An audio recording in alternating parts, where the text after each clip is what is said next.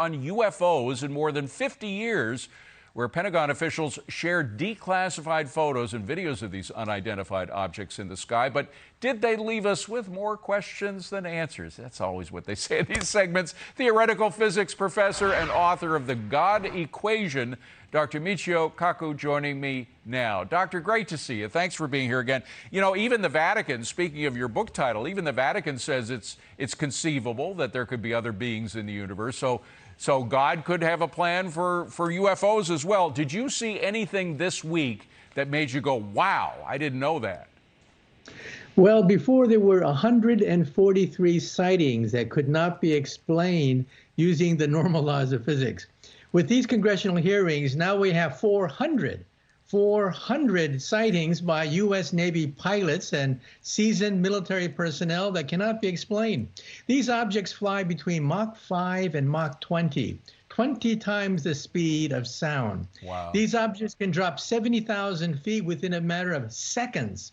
These objects can zigzag, creating G-forces that are several hundred times the force of gravity, enough to crush the bones of any humans.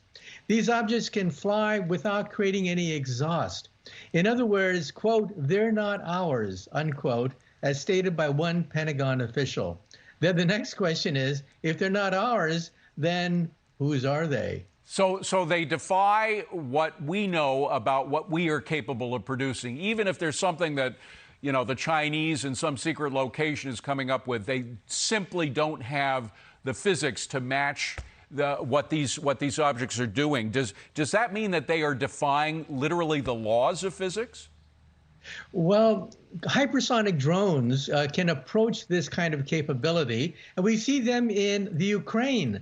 The Russians are ahead of us, actually, in terms of hypersonic drones, and they've actually used them against the Ukrainians, but they are unreliable. They're not as good as they're cranked up to be. And also, these UFO sightings go back to before World War II, when, of course, the whole idea of hypersonic drones would be considered science fiction. And so we're talking about a technology that we're not familiar with, a technology that only recently has been mastered by the Russians and eventually by the United States as well. Hypersonic drones that can travel up to Mach 20.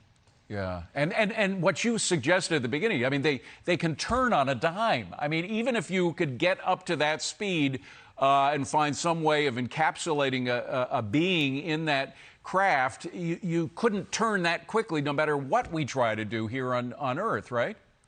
That's right. In fact, the United States military had a program to perfect hypersonic drones that was canceled 2 years ago because they were unstable. By zigzagging, they would spiral out of control and then crash.